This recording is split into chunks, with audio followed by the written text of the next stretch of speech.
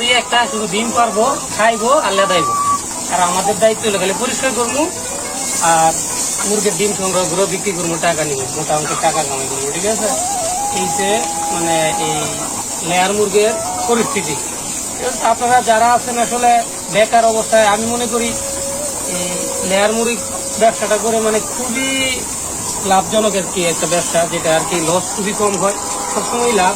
কারণ বাংলাদেশে ডিম ছাড়া আমি মনে করি মানে বাংলাদেশে কোনো সব দেশেই আর কি মোটামুটি ডিম ছাড়া সকালের নাস্তা চলে না। ঠিক আছে, ডিম লাগবে রাত্রে, সকালে, দুপুরে, অল টাইম ডিমের উপরে চলে বাংলাদেশটা। আমরা যারা ব্যাচেলার পড়াশোনায় স্টুডেন্ট যারা আছি বাইরে হোস্টেলে থেকে পড়াশোনা করি, তারা তো সবসময় একটা ডিম জটপট করে একটা ডিম ভাজি করে খাইয়া তারপরে কলেজে চলে যাই, ভার্সিটিতে চলে যাই। তো এই তো অবস্থা। ডিম আমাদের নিত্য প্রয়োজনীয় একটা খাবার। ঠিক আছে, যেটা সবসময় আমরা পুষ্টি মানে একটু পুষ্টি তো বলেই লাগে না, পুষ্টি গুণগুণ তো প্রচুর। ঠিক আছে, তো ডিমের খামার দিয়ে অনেকেই মানে স্বাবলম্বী, যেটা আসলে বাসায় বলার মতো না। যেটা আমাদের এলাকায় প্রায় সবাই আর কি। তো আমাদের প্রচুর ওনাদের মধ্যে একজন, উনি আর কি এই অল্প বয়সে মোটামুটি ডিমের ব্যবসা করে, ডিমের মুরগির ব্যবসা করে খুবই লাভবান। তো আমি যুবক ভাইদের উদ্দেশ্যে বলবো যে তোমরাও এই ব্যবসাটা করতে পারো। আমারও ইচ্ছা আছে, আমি দিব। আমি এটা না করি অন্তত এই যে এই ডিম আছে না, এই ডিমের যে ব্যবসাটা আছে, আমরা যদি খামারের কাছ থেকে মানে এই যে হুজুরদের কাছ থেকে মানে হুজুরের কাছ থেকে আমি যদি মোটামুটি ডিম সংগ্রহ করে ডিমটা বিক্রি করি, হুজুর কিন্তু একজন ডিলারের কাছে ডিমটা বিক্রি করে। তো ওইখানে বিক্রি করার পরে উনি নিয়ে এই 1 থেকে 2 টাকা একটা ডিমে লাভ করে, সর্বোচ্চ হয়তো 1 টাকা করে লাভ করে। তো 50,000 টাকার ডিম যদি আমি জমাই তারপরে একসাথে বিক্রি করি, তাহলে 50,000 ডিম থেকে আমি 1 টাকা করে লাভ করলে 50,000 টাকা আমার লাভ। তো এই ব্যবসাটা মোটামুটি খুবই ভালো একটা ব্যবসা। যারা এই ব্যবসাটা করে তারা প্রায় মাসে 2 থেকে 3 লাখ টাকা ইনকাম আছে শুধু ডিম বিক্রি করে তাদের কাছ থেকে নিয়ে। তো বুঝেন ওই ব্যবসাটা কত ভালো।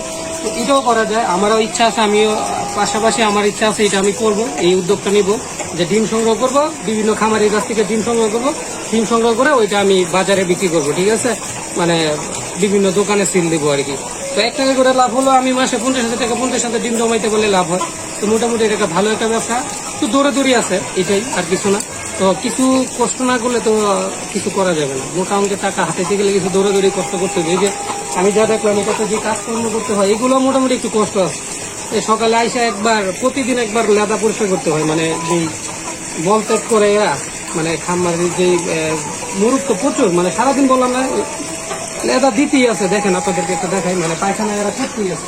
এই যে একটা অবস্থা, মানে এই মাত্র পরিষ্কার করে গেলাম, এদিকে একটু ক্যামেরাটা তুললে মনে দেখছেন আমি, এই যে এই মাত্র পরিষ্কার করে গেলাম, মানে আবার মানে পায়খানা করে কি একটা অবস্থা করছে। তো প্রতিদিন একবার এই যে করতেছে। ঠিক আছে, মানে ঝর্ণার মতো আর কি, পানি যেভাবে পড়ে এভাবে লেদা পড়তেছে। তো এইগুলো আসলে পরিষ্কার করতে হয় প্রতিদিন একবার, এগুলো কষ্ট আছে। তো আমি মনে করি কষ্টের পরেই আর কি টাকা আসে, ভালো অঙ্কের টাকা আসে, শুধু অল্প না, মোটামুটি ভালো টাকা আসে। তো এটা আমরা খামারি যারা, এই যে আরেকটা মুরগ দেখি, এই জিনিসটা দেখি, মাশাআল্লাহ ওর বয়সটা প্রায় 2 বছর, মানে হয় নাই, 1 বছর 6 থেকে 7 মাস।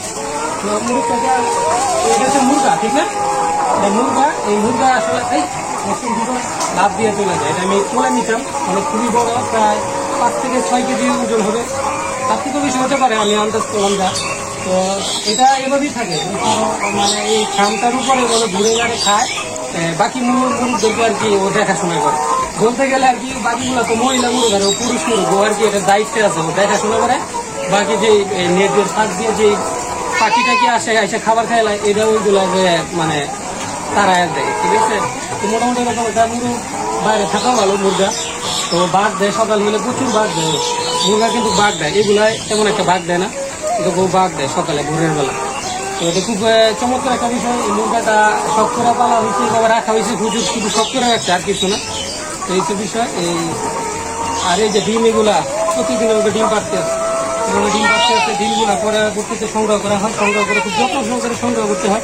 ওইরা এটাতে রাখা পরবর্তীতে এগুলা বিক্রি করে দেওয়া হয়। বাড়িতে কোথাও নিয়ে যাইতে হয় না, বাড়িতে লোক আসে, গাড়ি আসে, ওরা এসে নিয়ে চলে যায়। ঠিক আছে, একসাথে যখন জমা করা হয় তারপরে এটা নিয়ে চলে যায়। আসসালামু আলাইকুম। আসলে এতক্ষণ যেই লেয়ার মোরগের খামারটা দেখছেন, এটা আসলে ওনার আমাদের হুজুর। তো আসসালামু আলাইকুম হুজুর, আপনি কি অবস্থা, ভালো আছেন? তো আপনার এই খামার যে মুরগ পালার যে পদ্ধতি, এটা আসলে কত বছর যাবত আপনি মুরগ পালতেছেন? মুরগ পালতেছি প্রায় 7 থেকে 8 বছর। 7 থেকে 8 বছর, তো অনেক।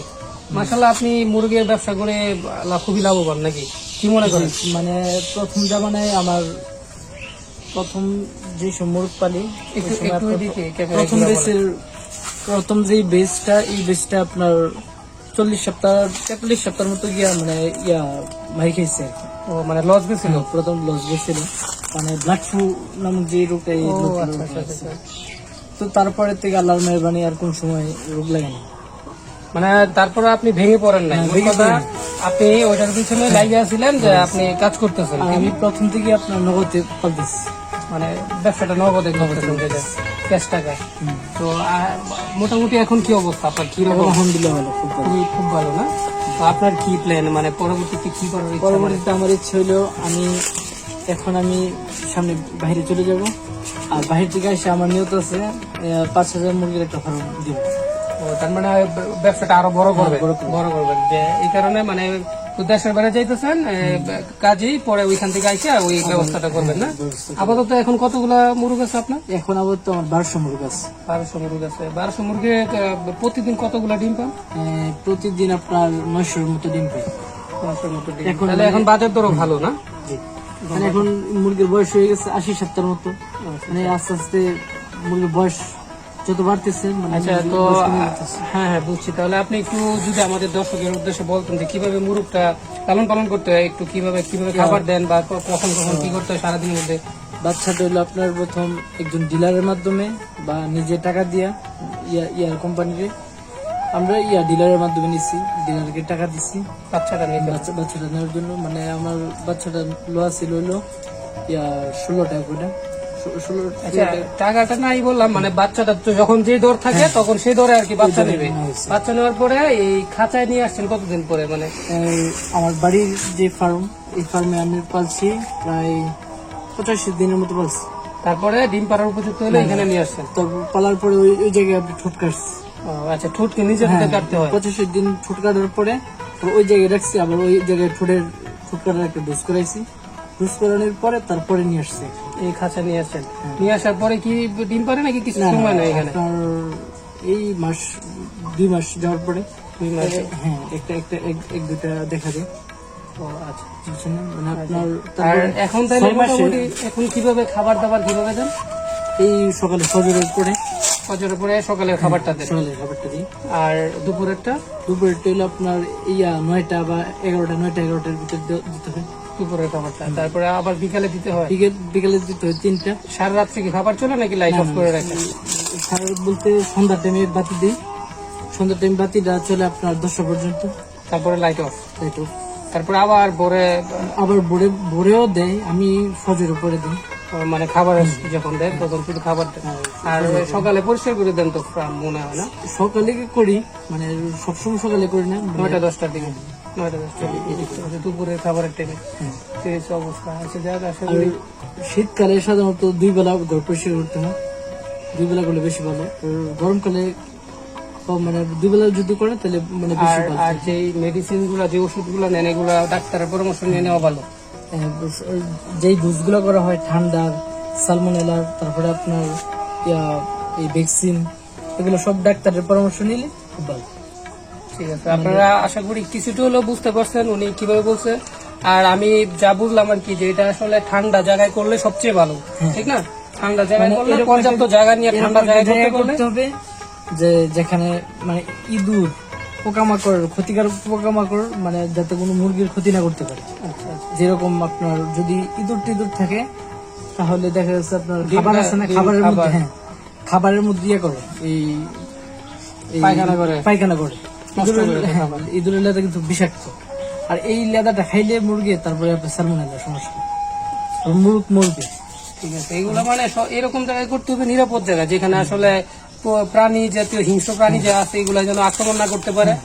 আর ঠান্ডা যুক্ত জায়গায় এইখানে হয়তো দেখতে পাচ্ছেন পুরোটা আমাদের তো নরসিংদী এলাকা, এটা আসলে নরসিংদী জনগর গ্রাম। এইখানে আসলে এই লটকন বাগানের ভিতরে আর কি প্রচুর এই ইয়েটা করছে, এই ফার্মটা করছে যেখানে একদম ঠান্ডা পরিবেশ, ঠিক আছে, প্রচুর গরম কিন্তু এখন গরমকাল, যার কারণে এই যে তারপরে কিন্তু প্রচুর অলরেডি অনেকটা ঘেমে গেছে। তারপরে এই জায়গাটা কিন্তু ঠান্ডা, অনেক যে ঠান্ডা একটা জায়গা, এরকম ঠান্ডা জায়গায় মুরগির খাবার দেওয়া আর কি সব। তো হুজুর, এই মুরগটা তো আপনি দেখতেছি এটা তো মুরগা, এটা তো ডিম দেয় না, না? এটা মুরগা আসলে, এটা সকালে বাঘ দেয়, বাঘ দেওয়ার পরে হুজুরের ঘুম ভাঙে, ঘুম ভাঙলে ওইখানে খাবার দেওয়ার যে প্রস্তুতি উনি এটা নেয়। তো মনে করেন যে এই মুরগটার বয়স কত হুজুর? এই মুরগটার বয়স বর্তমানে এখন প্রায় 1.5 বছর। আপনাদের তো বাচ্চা নেওয়ার সময় এইসব মুরগ নেওয়া হয় না, এইগুলো নেন না আপনারা, শুধু এই যে মুরগি যেগুলো ওইগুলো নেন, এটা মুরগাটা তো নিলে লস, কারণ মুরগা তো ডিম দেয় না। এটা যা ওজন আমি দেখতেছি মোটামুটি 7-8 কেজি হবে, মোটামুটি মাশাআল্লাহ অনেক বড়। দেখতেই পাচ্ছেন আপনারা, শান্ত সুস্থ একটা মুরগ। এটা একটু ক্লোজ ভাবে দেখাইলে এই যে দেখেন, একবারে মানে বয়স ওর 2 বছর, প্রায় 2 বছর আর কি, 1 বছর 7 মাস, না এরকম বয়স। তো মাশাআল্লাহ এটা কি ফাইটার মুরগ, না ফাইটার, ঠিক আছে। এই তো অবস্থা, কুকুর খুব শখ করে এটা ফালছে, মানে লালন পালন করছে। দেখেন এটা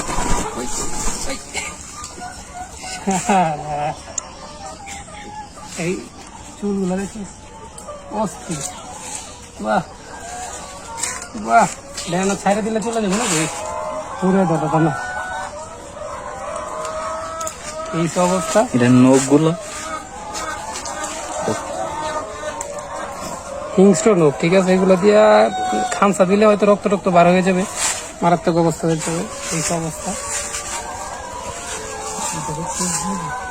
এটা হুজুর, এটা কি পরবর্তীতে কি করবেন এটা দিয়ে? পরবর্তীতে এটা জবাই করে কি বিরিয়ানি